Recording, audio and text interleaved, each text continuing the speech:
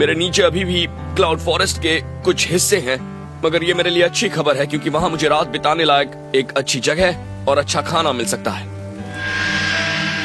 देखकर हैरानी होती है कि ये पेड़ पौधे कितनी तेजी से बदल गए हैं। यहाँ का तापमान करीब 6 डिग्री ज्यादा है। ऐसा लगता है ये एक नई दुनिया है जो हरी भरी है लेकिन बहुत डरावनी भी। जब इन निचले ट्रॉपिकल इलाकों में गर्म हवा आती है तब वो यहाँ कंडेंस हो जाती है और फिर 8 से 10,000 फुट की ऊंचाई पर उसकी वजह से बादल घिरते हैं, बारिश होती है और यहाँ इतनी खामोशी है कि मैं बारिश की बूंदों के अलावा और कोई भी आवाज बिल्कुल सुन नहीं पा रहा हूँ। और देखिए सब कुछ कितना गीला है। ये देखिए, आप इसे बाहर खींच सकते हैं, ऐसे निकाल लीजिए इसे और आप इसे दबाएंगे तो इसके अंदर से देखिए पानी निकल रहा है। इसका मतलब मुझे आगे कहीं पानी का सोता मिलेगा। पर यहाँ हर जगह सड़ रही लकड़ियों की बदबू आ रही है। ऐसा लगता है पूरा इलाका ही सड़ रहा है। क्लाउड फॉरेस्ट में जमीनी इलाकों के मुकाबले खाने पीने की ज्यादा चीजें मिलती हैं। यहाँ के उमस भरे और नम माहौल में हजारों तरह के पेड़ पौधे होते हैं और जीव भी। ये देखिए मुझे जंगल की फर्श पर क्या मिला है। ये एक सिसिलियन है जो आमतौर पर जमीन के नीचे रहता है और केंचुए वगैरह खाता है, मगर ये जमीन गीली हो गई है, लगातार बारिश हो रही है तो ये मजबूर होकर बाहर निकल आया है। सच कहूँ तो इसका यहाँ पर मिलना मेरे लिए बहुत ही कमाल की बात है। सांप जैसा दिखने वाला ये जीव असल में बिना पैरों की छिपकली है। ये केंचुए, मकड़ियाँ और कीड़े मकोड़े खाती है। इसे यहाँ छोड़ देता हूँ ताकि अपने घर चली जाए। ये भले ही खाने लायक लग रही है मगर इसकी त्वचा के नीचे जहरीली ग्रंथियां हैं, इसीलिए मैं इसे नहीं खाऊंगा।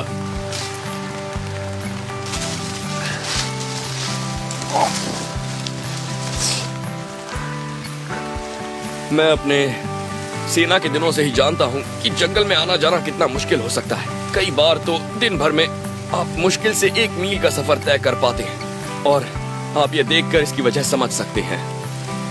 इतने घने जंगल में कोई भी आसानी से रास्ता भटक सकता है। 1986 में खजाना खोजने वालों की एक टीम इस क्लाउड फॉरेस्ट में इनका लोगों का सोना ढूंढने आई थी। कहते हैं आखिरी सम्राट अटावाल्पा ने अपना कई टन सोना इक्वाडोर के क्लाउड फॉरेस्ट में छिपाने का आदेश दिया था। बाद में पता चला कि वो खजाने वाले लोग यहाँ रास्ता भटक गए और फिर उनकी मौत हो गई। उनकी लाशें उनके कैंप से करीब 800 मीटर की दूरी पर मिली थी।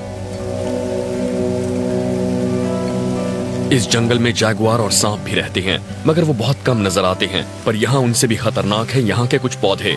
ये एक फिलियोटिस मशरूम है और ये बहुत ही जहरीला और खतरनाक होता है। अगर मैंने इसे खाया तो 24 घंटे के अंदर मेरी किडनियां खराब हो जाएंगी और ऐसे वीरान इलाकों में ऐसा खतरा नहीं उठाना चाहिए। अगर आप मशरूम या टोडस्टूल्स के बारे में अच्छी तरह नहीं जानते तो अच्छा यही होगा कि आप इनसे दूर ही रहें। ये इतना जहरीला है कि अगर आपने इसे खा लिया तो इसका ना कोई एंटीडोट है और ना ही कोई इलाज।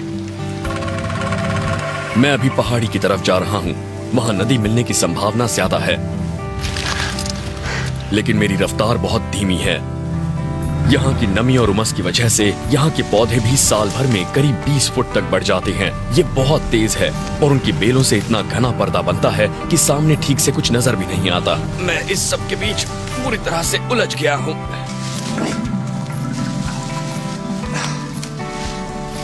और आप जानते हैं कई बार आगे बढ़ पाना नामुमकिन हो जाता है। मैं इनसे निकलने की कोशिश में ताकत बर्बाद नहीं कर सकता। मुझे कोई और रास्ता ढूंढना होगा।